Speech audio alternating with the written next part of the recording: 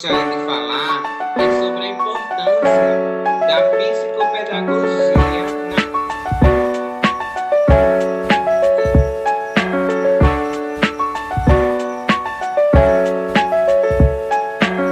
Professor desconectou sem querer.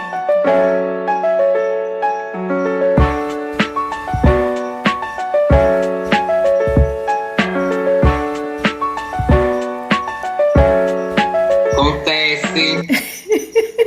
Sim, então eu vou falar sobre a importância da psicopedagogia na área da educação, né? Como uma sub-área da educação, em que vai trabalhar questões tanto de patologias mentais, cognitivas, né, ou físicas, mas também vai trabalhar a questão do bem-estar. E para começar, eu vou ler um texto enquanto o pessoal está entrando. Olha, tá vendo? Eu vou ler o primeiro texto.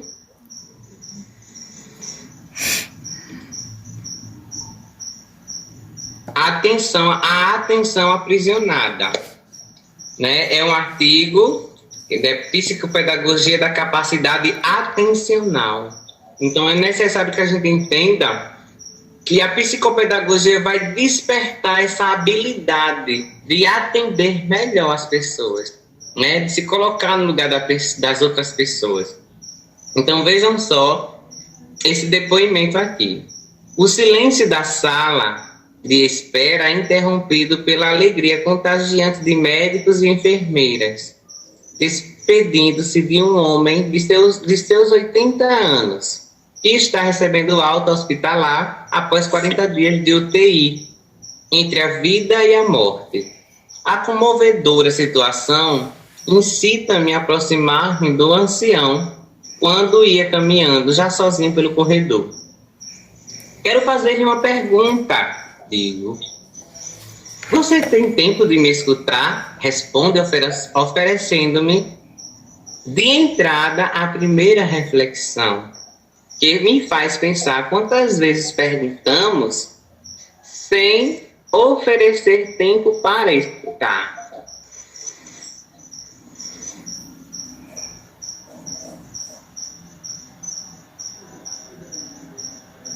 E ao olhá-lo, surge a pergunta: de onde o senhor tirou de onde o senhor tirou forças para se curar?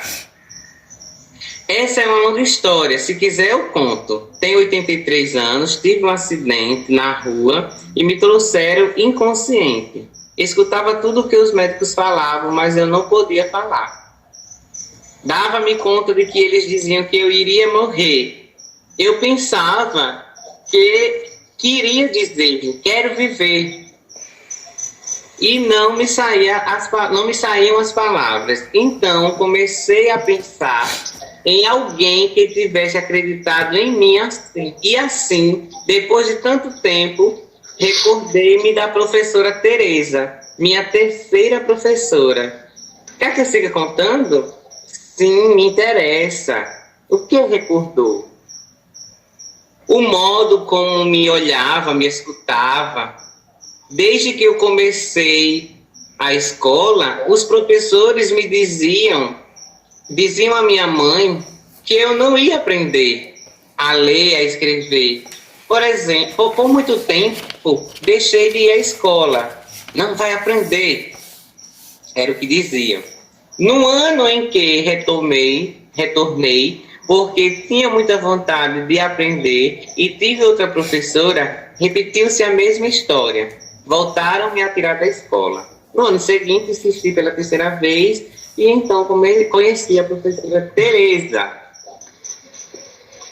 Lembrei-me dela 70 anos mais tarde, aqui, estando em terapia intensiva, quando eu queria tirar forças para me curar. E o que foi que o senhor recordou sobre ela? Perguntei. Eu me lembrei de que ela me olhava como que dizendo, você pode. Então, gente, a gente tem aqui um depoimento, né, um diálogo, uma experiência de vida de um senhor que sofreu um acidente e que já estava desenganado pelos médicos. E ele conseguiu sair dessa situação, né, quando ele lembrou da professora. Ele tinha 13 anos na época e agora ele já estava com 83, 70 anos. Depois ele lembrou da terceira professora, enquanto os outros professores que passaram por ele diziam que ele nunca ia aprender, não é isso? Ele se lembrou de forma carinhosa, motivadora dessa professora. E o que é que a gente conclui? A gente conclui que é necessário a gente mobilizar, tá certo? O nosso conhecimento para não fazer o outro entender primeiramente, mas sim procurar atender.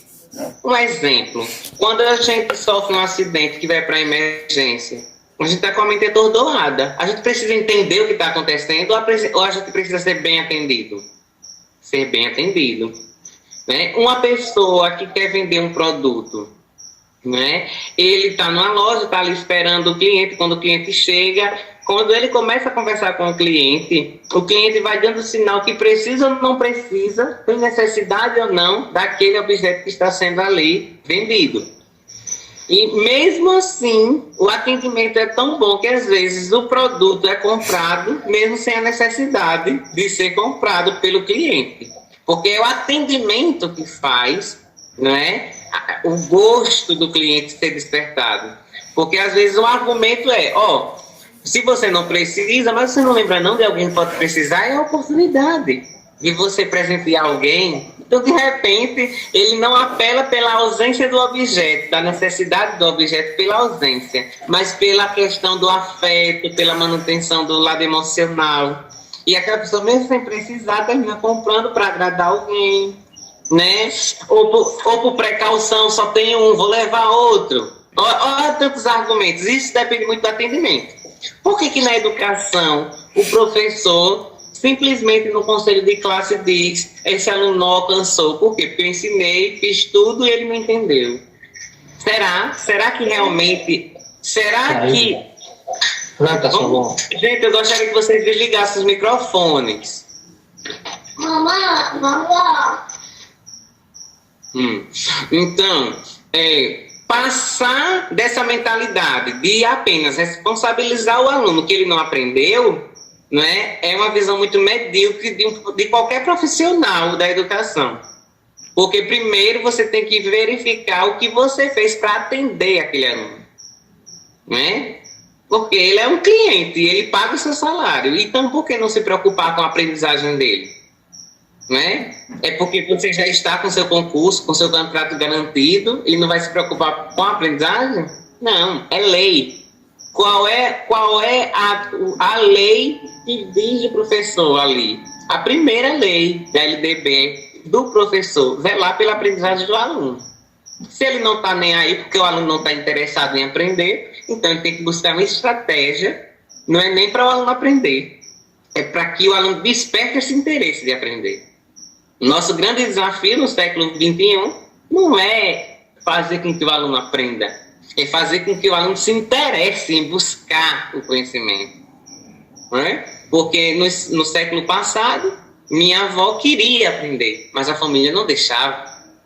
Hoje, a escola é para todos, mas nem todos que estão na escola querem aprender. Então, qual é o nosso grande desafio? Atender também essas pessoas que não querem estar na escola, para ver se desperta esse prazer de estar na escola, não só para fugir de casa, de situações de risco, né, de situações de fome. Então, eu vou fechar essa fala com o último parágrafo, não é, da apostila. Quem se interessar só é ler a apostila. Veja só, uma psicopedagoga, um psicopedagogo é alguém que ajuda a descobrir o sujeito pensante, desejante. Então, às vezes, a gente começa na nossa carreira como profissionais de educação, não é? Como professor, como coordenador e assim por diante, até um técnico, que faz as coisas com tanto prazer, né? Mas a gente vai focar agora no professor, que A rotina é tão estressante, tão desgastante, a falta de valorização monetária, a falta de respeito, às vezes, também, dos próprios colegas, dos chefes, do diretor. Tem situações muito complicadas de trabalho, muito ruins de trabalho. Isso vai desmotivando, não é? E aí o psicopedagogo é aquele que vai, né, descobrir, né, vai ajudar a descobrir o sujeito pensante. Então, não é o psicopedagogo que vai ajudar. Quem tem que se ajudar somos nós mesmos. Ele só vai mostrar o caminho. Olha, você pode estar dentro de você. Busque. Você, quando começou, não era assim. O que é que você deseja para a sua carreira? O que é que você desejava no início da sua carreira? Por que deixar no meio do caminho esse desejo? Né? Alguém que permite ao professor ou à professora recordar-se de quando era menino ou menina. Alguém que permita que cada habitante da escola possa sentir a alegria de aprender, além das exigências de currículos e notas. Então, é muito interessante pensar dessa forma, porque existe uma doença, uma patologia chamada, né, burnout, burnout, tanto faz a pronúncia. Mas o que quer dizer isso? É consumir. A gente se consumir no trabalho. E esse se consumir é você se esgotar de tal forma que você não se enxerga mais como profissional. É você, o problema não está mais no outro que não lhe valoriza. Você foi atingido pelo desgaste da profissão de uma tal maneira que até você não se reconhece como um bom profissional. Não está se satisfazendo, começa a se despersonificar, se despersonalizar como profissional. Então, é uma patologia e deve ser tratada com a equipe, psicólogo, psicopedagogo, um coordenador bem preparado para motivar esse professor a resgatar o primeiro amor, né? E voltar melhor do que era quando começou. Então, alguma pergunta, algum questionamento, alguma contribuição sobre a importância da psicopedagogia e de entender que a gente tem que não jogar a responsabilidade para o cliente e sim para quem vende a educação. Eu estou falando bem nítido agora. Nós somos os vendedores da educação. Esse produto o aluno acha, ele não reconhece, ele não tem consciência de quanto a sociedade paga para ter educação. Ele não sente, porque não sai do salário dele, do bolso dele, não é visível. Não é visível, mas está no preço da gasolina, que em um ano passou de 4 para quase 7 reais. E ninguém vê que isso é para manter, né, o que seria uma boa educação, a ideia de uma boa educação. E mesmo assim, com tanto custo de imposto, a gente tem a educação que a gente tem, né? Então, eu gostaria de saber de vocês qual é a contribuição de vocês, se vocês concordam, se vocês discordam, pelo menos uma pessoa.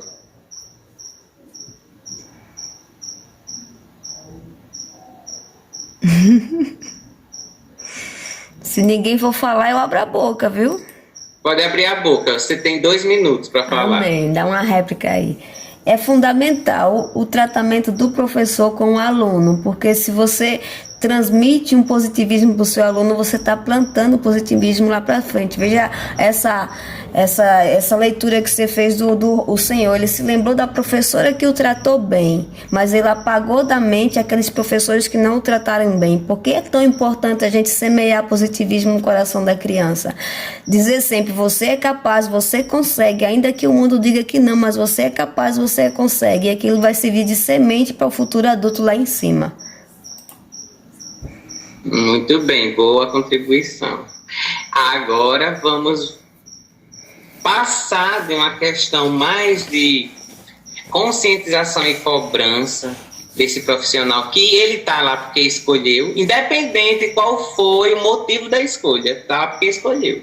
Ninguém apontou uma arma na cabeça desse profissional que hoje está doente, se despersonalizando e agora precisa de ajuda e às vezes nem reconhece que precisa de ajuda, só quer sair da profissão de uma forma ou de outra, né? Então, por quê? Porque esse profissional, ele precisa entender que, antes de tudo, ele deveria ter revisitado aquele projeto profissional que ele tinha na mente, que ele traçou, que ele escreveu. Então, ele só está nessa situação porque ele não se sente mais realizado na profissão, né? Então, o que é que a gente tem que procurar? A felicidade e o bem-estar na vida profissional. Mas essa felicidade e esse bem-estar só vai acontecer quando a realização profissional começar a partir do momento que você está pensando na escolha da profissão. Então, quando a gente pensa nessa escolha, aí muita gente às vezes ignora a importância de um teste vocacional, não é? Ignora.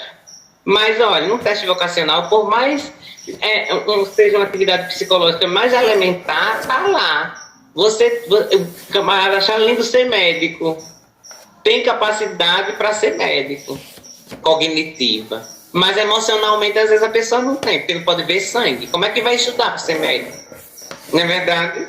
Então, às vezes, um clínico geral, ele jamais vai pegar uma pessoa numa situação de sangramento, porque ele não vai trabalhar na emergência, se ele escolher. Mas para estudar, para receber o diploma, ele vai ter que estudar, ele vai ter que entrar em contato com vísceras, ele vai ter que... Então, lá no teste vocacional vai ter essas coisas para a pessoa, né? Imagine, né?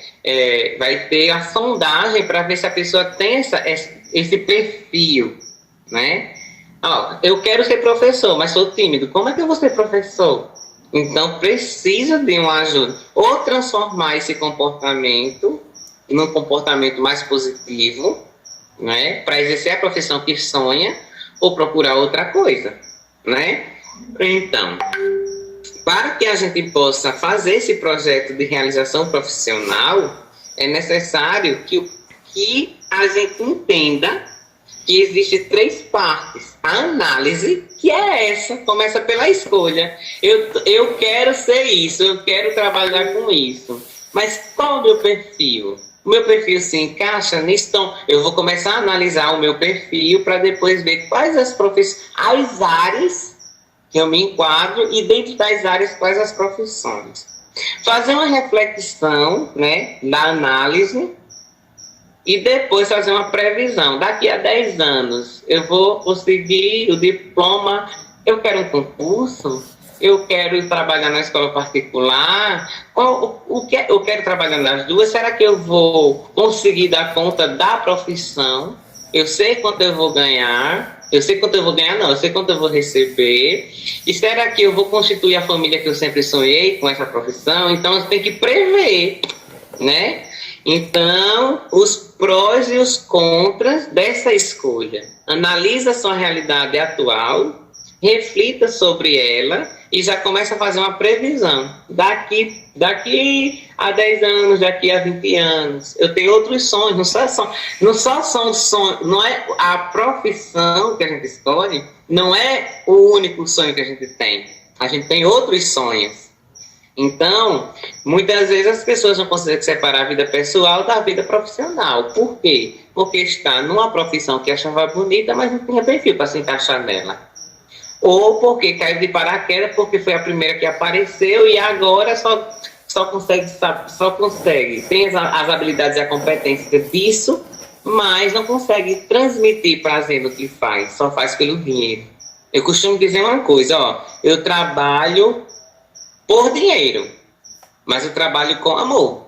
Por que eu trabalho por dinheiro? Porque antes de escolher a profissão, eu tinha que ter a consciência de que eu preciso de um trabalho para me manter. Porque eu não ia ser sustentado pelo meu pai, pela minha mãe, Na verdade, eu sofri foi muito. E me levou, eu descobri, eu tive a consciência logo cedo de que o trabalho, ele ia fazer com que eu conseguisse a minha emancipação. Né? Começar uma vida mais emancipada financeiramente, emocionalmente, né? Então o trabalho, ele dá dignidade para o homem. Não é a questão do dinheiro em si. O dinheiro, o mal não está no dinheiro, está no uso que a gente faz dele. né? Então, eu, para ter dignidade, tenho que ter um emprego que tenha uma fonte de renda, né? E aí comecei a analisar quais as habilidades que eu tinha. Eu sou uma pessoa comunicativa, certo? Sou uma pessoa muito solitária, isso vai preencher um vazio. Eu vou ter alguém, eu vou ter família. Qual família? A família será a minha escola. Então, eu coloquei a minha profissão como sendo o centro, e isso me prejudicou, porque eu não previa outros sonhos para a minha vida. Aí agora eu estou ajustando e equilibrando todas essas áreas no processo psicoterapêutico, e nunca é tarde, tá certo?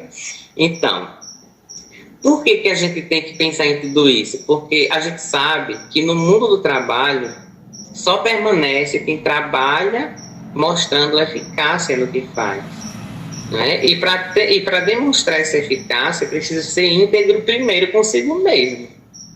Se eu estou trabalhando a pulso, né, eu não vou ter eficácia, eu não vou ter resultado. Por quê? Porque meu trabalho não vai ser eficiente, vai ser deficiente. Então, quando eu começo a só responsabilizar as minhas turmas, as minhas crianças, pelo fato de elas não serem alfabetizadas e não procurar nem ajuda, porque o bom profissional não é aquele que faz tudo sozinho. É aquele que na dificuldade é resiliente e procura a ajuda de outras pessoas experientes, até de pessoas menos experientes, mas que têm uma visão mais atual. Não é verdade? Então a gente precisa ter essa integridade com a gente. É um princípio, é um valor. Ser íntegro com nós mesmos para que essa integridade seja transferida para tudo que a gente fizer. Em relação a essa integridade, né, a gente tem que saber regular a nossa vida, regular mesmo, disciplinar, quando a gente começa a ter o autoconhecimento. Até onde chega o meu limite? Então, eu não posso ultrapassar o meu limite. Para ultrapassar o meu limite, eu não posso ir sozinho, eu tenho que ter parceiros, né? Então, a autorrealização, ela vai depender de questões fisiológicas. Eu estou bem, eu estou respirando bem, eu estou comendo bem, eu estou bebendo água, eu estou me hidratando. Como é que eu vou ser um professor se eu não hidrato? Se o meu instrumento, um dos instrumentos principais é a minha voz, como é que eu não bebo água frequentemente? Não é interessante fazer essas questões, essas perguntas? Porque como é que você vai cuidar do outro se você não cuida de si primeiro? Eu quero ser um professor top, sim. Um professor top que não tem cuidado com seu próprio corpo, com a sua saúde. O que é que ele vai passar para esse aluno? Ele vai ser um fariseu. Vai repetir a lei, criar a lei, dizer os modos de convivência, vai ensinar a higiene, vai ensinar tudo, cuidado do corpo, alimentação, mas quando sair dali da sala de aula, ele vai fazer tudo o contrário do que ele ensina. Então, é um fariseu, né? Aquele que não aceitou a Jesus. Porque Jesus veio modificar a lei, veio melhorar, não veio negar a lei. Porque ele praticava a lei. E o fariseu não. É como os nossos políticos. Criam as leis, mas é o primeiro a roubar, né? Alguns, né? Não vamos generalizar. Não vamos ser tão cruéis. Então, aí passa das questões fisiológicas para as questões de dignidade. E uma delas é a segurança. Como é que você quer passar segurança se você não trabalha a sua própria dignidade de segurança? Né? Verificar, cuidar daquilo que você conquistou, que é a sua profissão, o seu emprego. Às vezes a desvalorização não é o outro. A gente começa a desvalorizar a nossa profissão. Então valorize seu emprego, valorize sua profissão, busque valorizar. Valorizando sua saúde, sua moradia. Então, veja só, a gente está falando de coisas profissionais, mas não estão desligadas da nossa essência. Nós somos seres humanos. Então a gente tem que cuidar do nosso corpo, né? Do nosso bem-estar. Para quê? Para passar segurança naquilo que a gente faz. E ser seguro do que a gente é, do que a gente escolheu. E isso vai acarretar numa relação social mais equilibrada, mais ajustada, não é? A família vai perceber, vai se ancorar mais em você, né? A família vai perceber que você tem uma palavra para dar, que você é exemplo, que você é referência, vai seguir o caminho, né?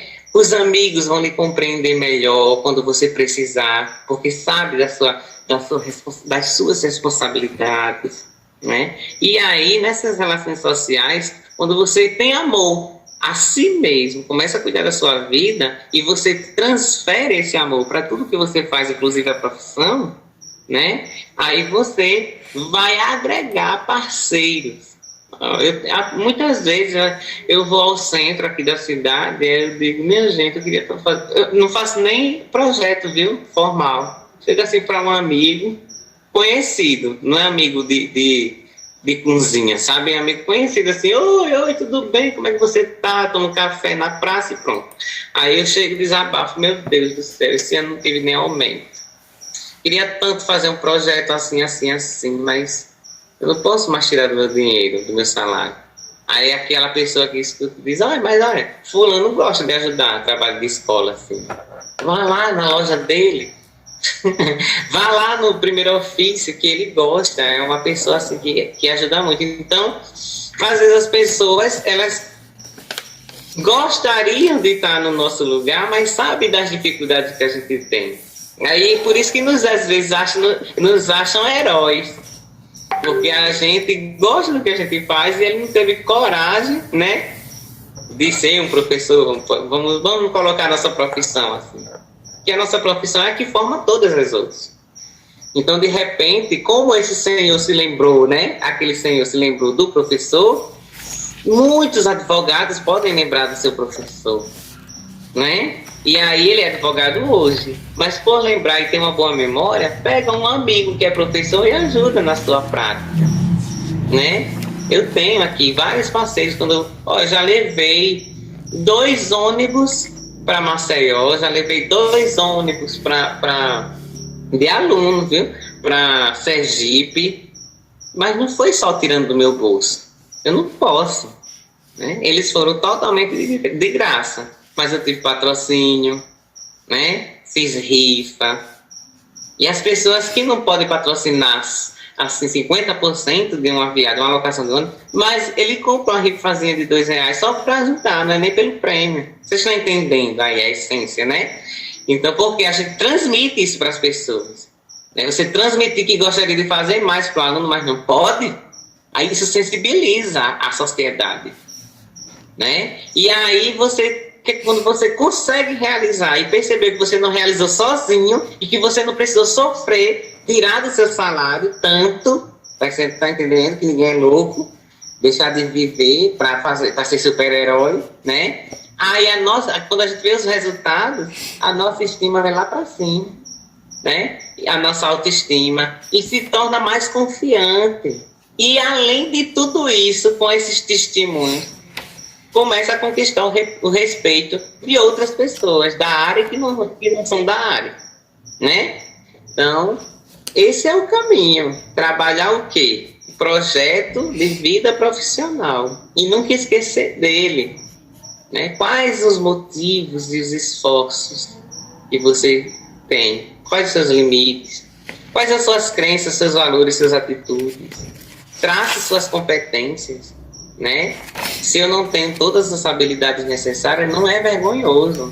Ninguém nasce sabendo de nada. Todo mundo nasce capaz de falar, mas se vai falar com a dicção X ou Y, vai depender do seu desempenho, da sua performance e daquilo que busca, né? Todo mundo nasce e fala, mas nem todos gostam de cantar. Por quê? Não é porque não sabe cantar, é porque não procurou aprender, não é? E assim por diante. Né? São habilidades que para uns são mais fáceis, mas para outros são mais difíceis, mas que desde que você tenha voz, você pode trabalhar isso. E dentro da sua capacidade vocal, cantar. Isso não vai fazer você um cantor ruim ou um cantor bom. É a capacidade biológica, é a capacidade vocal sua que é assim. Então, há coisas que a gente tem controle e há coisas que a gente não tem controle. Se eu tenho uma capacidade vocal e quero superar aquela capacidade, aí você vai ter que estudar o dobro. Não é? E se dedicar mais. Né? Se eu quero emagrecer, mas eu não quero largar o doce, então eu tenho que malhar os 2 horários. Não é assim? Pronto. E aí, eu gostaria de perguntar para vocês o que é que vocês gostariam de contribuir, né? Se vocês concordam que essa busca da realização profissional primeiro passa pelo autoconhecimento. Esse autoconhecimento determina os objetivos, define esses objetivos, porque se você se conhece, você vai traçar os objetivos para a sua vida. E esses objetivos, ele já é o início das metas, né, que você está prevendo lá para o futuro, conquistar, alcançar. Mas para isso você vai ter que o quê? Formular estratégias, né? Trabalhar seus objetivos e ficar lá esperando que o objetivo aconteça, as metas sejam alcançadas sozinhas. Então tem que ter as estratégias, tem que desenvolver novas habilidades, né? Tem que se especializar, né? Sempre estar se atualizando, revisando e se ajustando às novidades, né? Filtrando, se ajustando e sempre se autoavaliando. Aí eu gostaria de saber de vocês, se gostaram, se concordam, se não concordam, partem. Pode falar.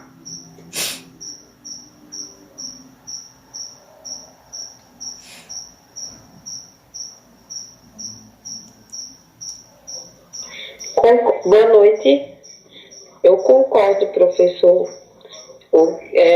Tudo que o senhor falou foi de grande importância, tanto profissional como pessoal.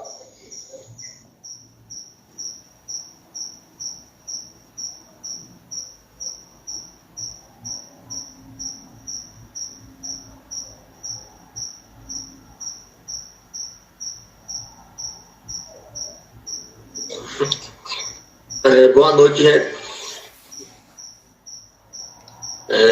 Eu sou Marcelo, também eu concordo. Quando eu comecei a minha carreira de docente, foi um grande desafio, né? Que eu não me via como um professor, né? Comecei a ter quase 20 anos de contrato.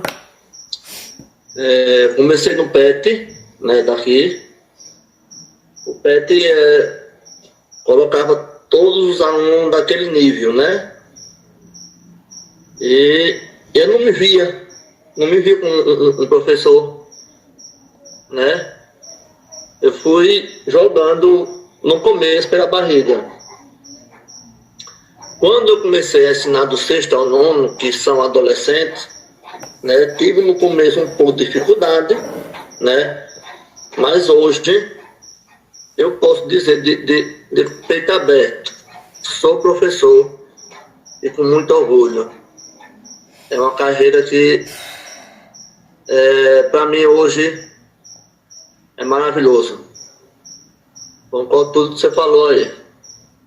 Eu tenho uma pergunta para fazer, Marcos. Assim, você acha que porque assim, eu comungo exatamente do que você falou, porque eu estudei 4 anos e esse estudo meu foi de dia e noite na UFAL. Eu ia de manhã, 9 horas da manhã, para a biblioteca, tarde, entendeu? E à noite, às vezes, tinha que estudar outra disciplina para fazer a prova, para fazer o trabalho, tá entendendo? E não era daquele dia. E o que é que acontece? Mas quando eu comecei a trabalhar, eu fui percebendo que a teoria, ela ajuda, porque a gente tem que saber a teoria, né? Eu tinha que saber fazer, para ser um professor de português, eu tenho que saber escrever, eu tenho que saber ler, né? Primeiro eu tenho que saber, aí depois eu tenho que gostar, mas isso só não basta. Por quê? Porque a gente vai lidar com pessoas diferentes da gente. E aí essas pessoas podem não querer aprender, podem ter muita dificuldade, mais do que as que eu tive, não é? E essas dificuldades podem ser as barreiras que ela já tem, a crença. Se aquele senhor acreditasse, transformasse naquilo que os 2 professores disseram e acreditasse, transformasse numa crença, ele não iria aprender a ler. Porque quando a gente transforma a frase em crença, aí essa crença vai ser difícil ser quebrada, ser diluída. Não é isso? Se alguém diz, você não vai aprender, aí você vai para outra, a outra diz a mesma coisa, e você se deixa, não é, permitir nesse estado de coisas, aí o que acontece? Aquilo que os outros dizem começa a virar crença, aí você depois está reproduzindo. Eu nunca vou conseguir aprender. Aí isso já é a crença. Entendeu? Então a gente tem que trabalhar as crenças. Como? De modo crítico. Só é dizer, por que eu não vou aprender? O que é que, né? Então você vai começar a questionar se uma pessoa chegar para você. E aí eu comungo por quê? Porque eu fui uma pessoa que comecei a ler aos 11 anos. Olha só, né? Que história. Quando eu fiz o vestibular, eu mal sabia escrever. Eu passei com a nota exata. Se tivesse diminuído 1/10, eu teria sido reprovado. Para vocês verem a minha dificuldade. E hoje, eu sem demagogia, sem falsa modéstia, sem aquilo tudo, eu me considero um bom professor. Não preciso me considerar o melhor professor. Agora eu sou o melhor que os meus alunos têm. Eu tenho que me dizer que eu sou o melhor. Por quê? Porque eu vejo que mesmo dentro das dificuldades que eu ainda apresento, não é? Na minha área, na minha competência de professor, na minha especialidade, que é a língua portuguesa, não é? Que ninguém vai saber tudo. Eu ainda assim não me deixo abater. Eu sou resiliente. Porque o que eu mais quero é que o aluno ele aprenda, que ele me supere, que ele diga que aprendeu comigo. Tá entendendo? Porque essa é a realização do professor. A realização do professor é aquele vídeo, Dilene, que você fez. Que você ajudou a editar, que você editou. Ali é emocionante, porque aquilo é verdade. Eu não preciso inventar aquela história. Eu preciso daquela história para não esquecer,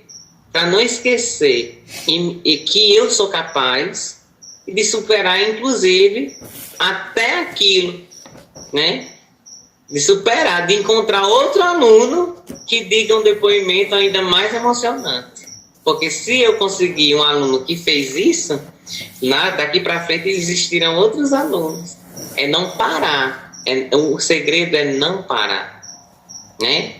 Nem se acomodar porque você já se acha o melhor para aquele aluno, para aquela comunidade, né? Nem se acomodar e também não estagnar, nem achar que não pode passar daquilo. Nem se acomode, nem se estagne, achando que não pode passar daquilo, né? E aí, a próxima apostila, aí sim, só para terminar, viu, Marcos? Eu fui para a escola pública e eu percebi que eu não tinha aprendido a ser professor. Eu aprendi o conteúdo da teoria, mas eu não tinha aprendido a ser professor. E até hoje eu continuo aprendendo. Mas lógico que depois de 12 anos de aula na escola pública, depois de 11 anos, claro que eu não vou cometer os Marcondes, né? Claro que eu não vou cometer os mesmos erros de que quando eu comecei. Eu posso cometer novos erros, mas aqueles erros que me fizeram sofrer, que depois eu refleti, tá entendendo? Eu era um professor muito estressado. Eu gritava muito na sala, os alunos tinham muito medo de mim. Hoje eu faço de tudo para os alunos terem um pouquinho de medo, porque a gente tem que ter um pouco de autoridade. Mas eles têm que ter medo, não é de mim, é da reação que eu possa ter numa palavra inadequada para o contexto da escola, para o contexto da aula. Mas se tiver no contexto da aula, ele vai ter minha alegria, minha felicidade, meu amor. Vocês estão entendendo, né?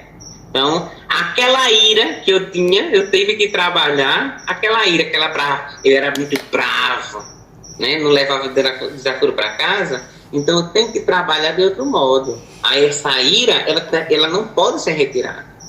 Ela pode ser um gatilho positivo. Então, hoje eu uso a ira de forma mais equilibrada, de forma mais consciente, né? E aí, por que eu estou falando disso? Porque eu fui aprendendo aos poucos, e às duras penas.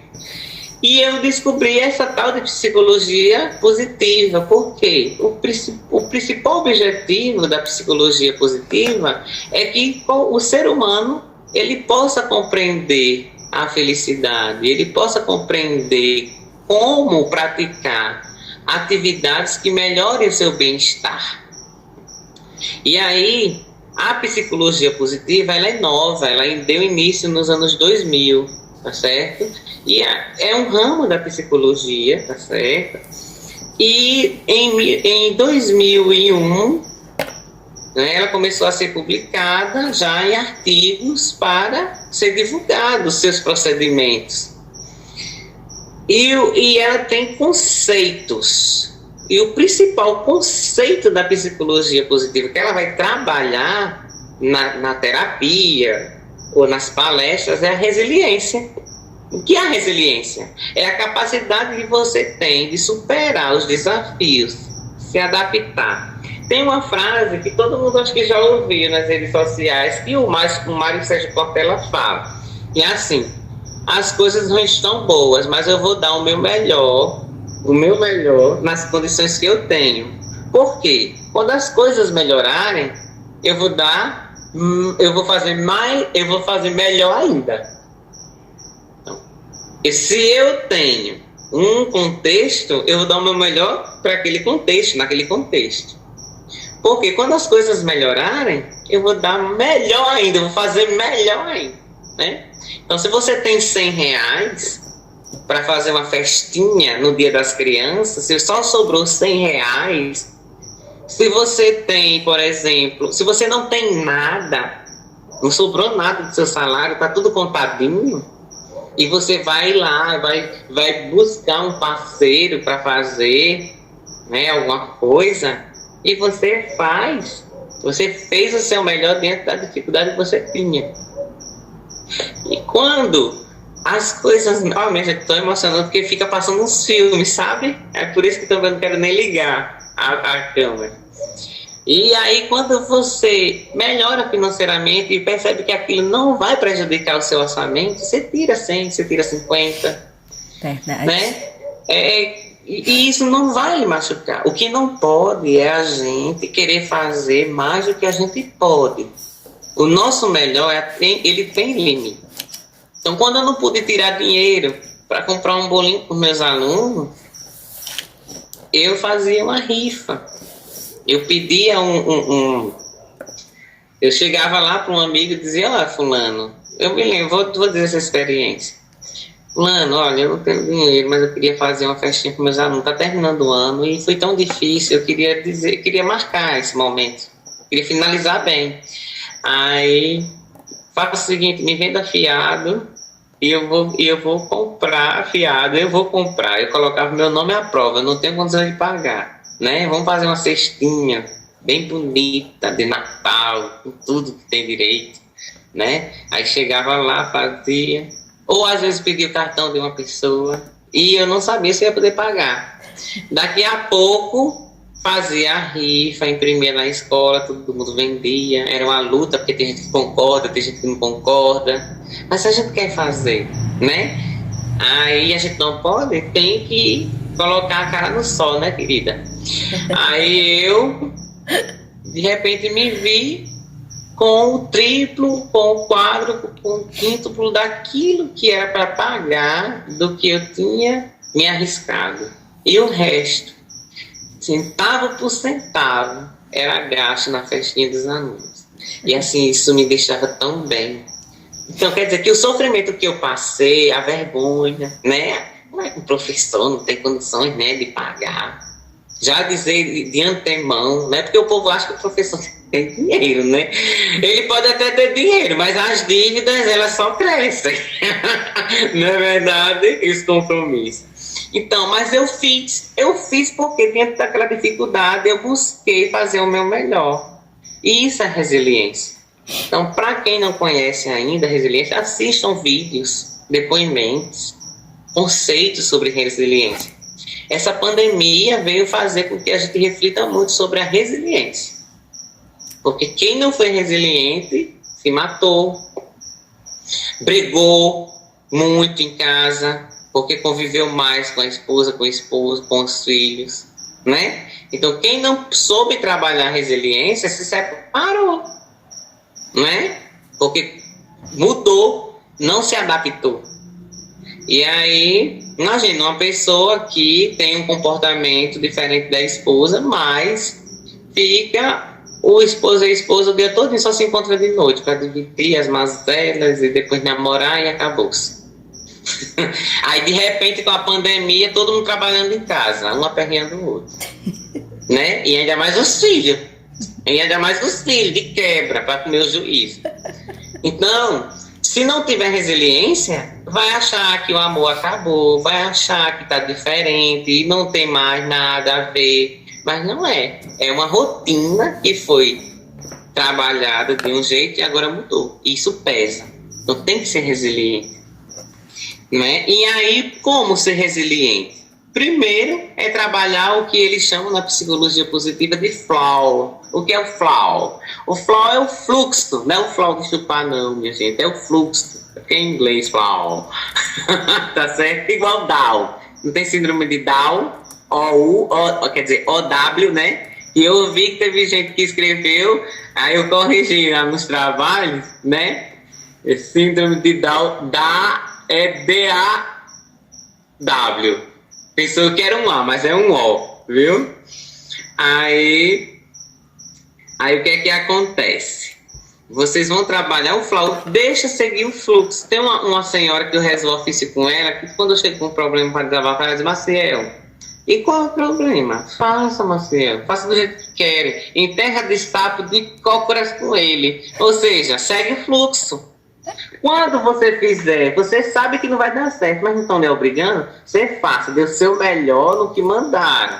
Mas aí, se der certo, tudo bem, você não vai se esquentar. Você vai descobrir que pode ser também desse outro jeito. Mas se não der certo, é todo mundo que vai se responsabilizar.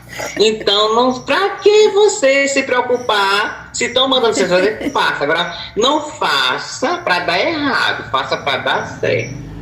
Para você não se esquentar. Mas se você fizer para dar certo, manter sua integridade, sua honestidade consigo mesmo, se as coisas não derem certo, todo mundo vai ter que se responsabilizar. Você só vai se responsabilizar porque você fez o que mandaram.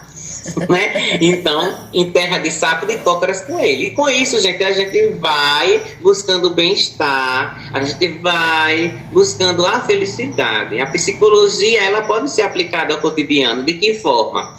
Quando a gente trabalha a sabedoria, como?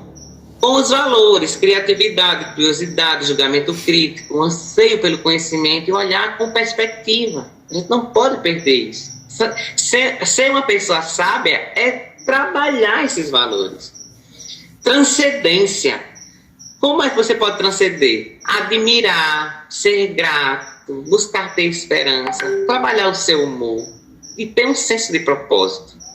Trabalhar a temperança. O que é? O perdão, a humildade, a prudência, o autocontrole. Isso tudo, isso a gente não tem, a gente tem que trabalhar isso. Valorizar isso. Por isso que são valores humanos. Porque se a gente não valorizar isso, a gente não vai ser o mais humano. Né? Ter senso de coletividade social, de justiça, equidade que a gente trabalhou, não é? Liderança no projeto 6, bravura, perseverança, não é insistência, é perseverar. Insistir naquilo que não vale a pena não adianta. É perseverar, né? E vitalidade. Agora, o que eu mais amo aqui, o que eu mais gosto é como a gente vai se tornar humano, seguindo os passos e ensinamentos de Jesus. O amor. O amor. Nós só somos seres humanos quando a gente começa a trabalhar a nossa capacidade de amar. Quando a gente ama, a gente não sofre não, tá certo? A gente é feliz, né? Porque a gente termina sendo generoso e trabalha a inteligência emocional. Então, diante de tudo isso, os mecanismos promotores da felicidade na psicologia positiva dependem muito de quê? Do seu próprio engajamento. dos relacionamentos positivos. Você procurar pessoas positivas, pessoas do bem, pessoas que não gostam de focar nas experiências ruins, mas nas experiências boas. E uma vida de propósito, porque quando a gente começa a não ter propósito mais de vida, aí a gente não vai se realizar nem como pessoa, quanto mais como profissional. Não é verdade? Então esse é o meu recado, e não é um recado, é dividir esse pensamento, porque se eu estou falando é porque eu acredito nisso. Então eu quero dividir, transferir isso para vocês, certo? Eu sei que a hora já passou, mas o que é que eu quero que vocês reflitam, né? E eu sei que vocês se prepararam para apresentar hoje, mas eu tenho uma proposta, porque já é tarde. Se vocês quiserem, amanhã a gente pode continuar esse debate.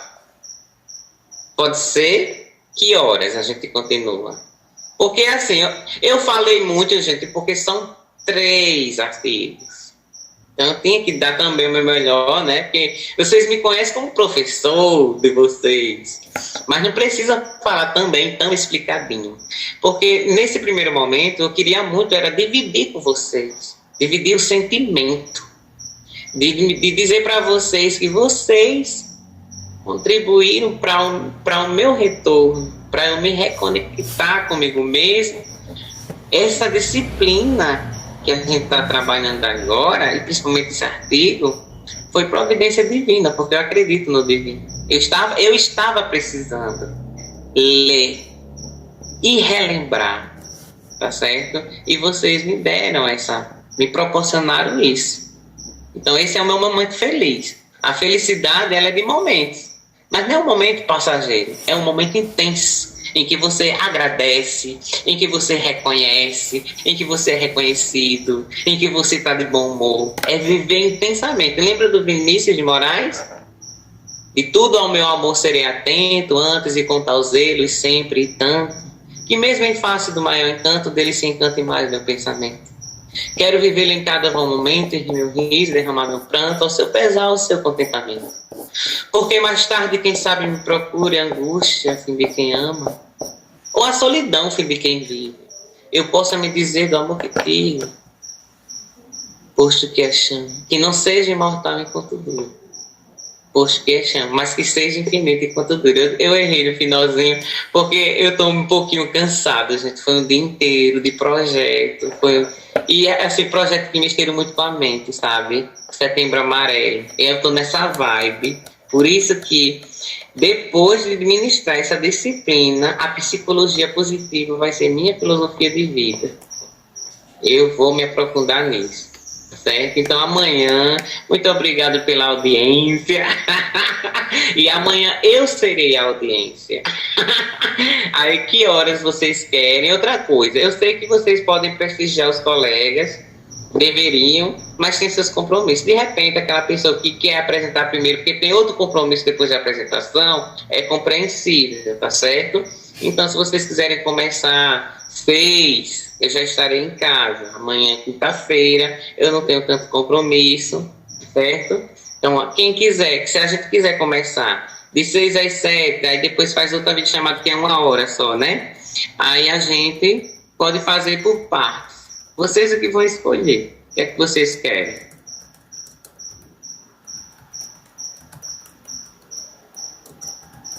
Vocês querem uma hora determinada? Boa noite, Maciel. Boa noite, turma. Boa noite.